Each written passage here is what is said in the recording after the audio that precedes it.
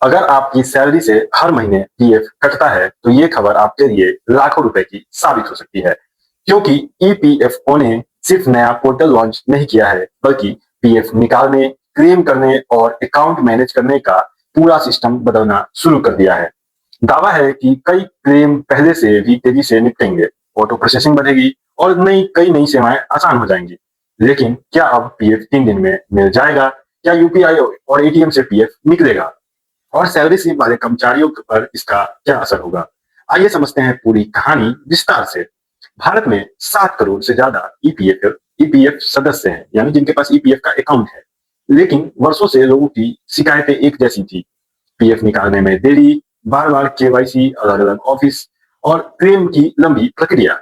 इन्हीं समस्याओं को कम करने के लिए ईपीएफओ ने centralised IT enabled service CITS platform और नया डिजिटल सिस्टम लागू करना शुरू किया है। इसका उद्देश्य किसी भी सदस्य का रिकॉर्ड एकत्रित हो और सेवाएं देश में अधिक सहजता से मिल सके, ये है सबसे बड़ा बदलाव। Fast claim processing. नई व्यवस्था में कई पात्र एडवांस क्लेम की ऑटो प्रोसेसिंग बढ़ाई गई है और कुछ मामलों का निपटने का जो समय है काफी कम है, करने का लक्ष्य रखा गया है।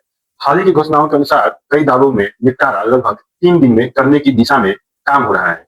दूसरा सबसे बड़ा जो बदलाव है कि अब सदस्य का जो भी सदस्य है इसका उसका डेटा केंद्रित होने से कई सेवाएं के लिए अलग-अलग ईपीएफओ के नियमों का पालन करने पर निर्भरता नहीं रह जाएगी। अगर आपने नौकरी बदली तो रिकॉर्ड संभालना पहले की तुलना में आसान होने की उम्मीद है।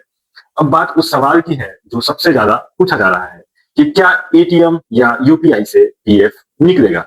इस पर सोशल मीडिया पे कई दावे चल रहे हैं।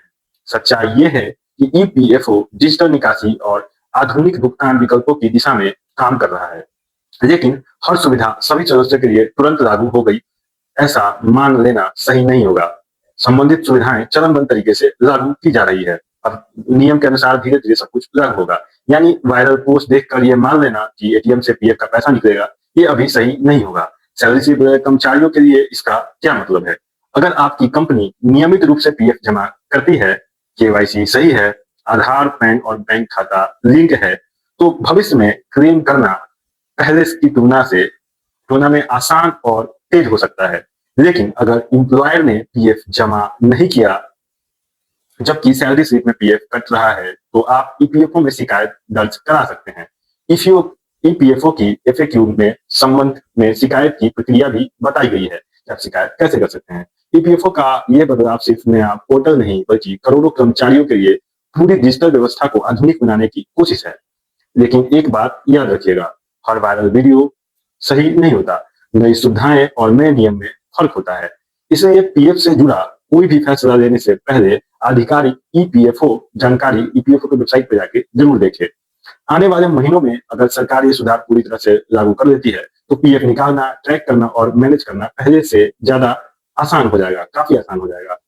आपका क्या अनुभव रहा है? क्या आप पीएफ क्लेम में समय पर आ जाता था आपके साथ, या आपको भी पहले परेशानी होती थी?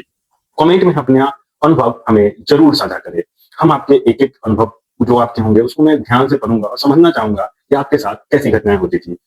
और ये इसी तरह के अगर तथ्य से जुड़े रिसर्च आधारित अगर आपको वीडियो पसंद आते हैं तो आप हमारे यूट्यूब चैनल स्वतंत्र समाचार को सब्सक्राइब कर सकते हैं।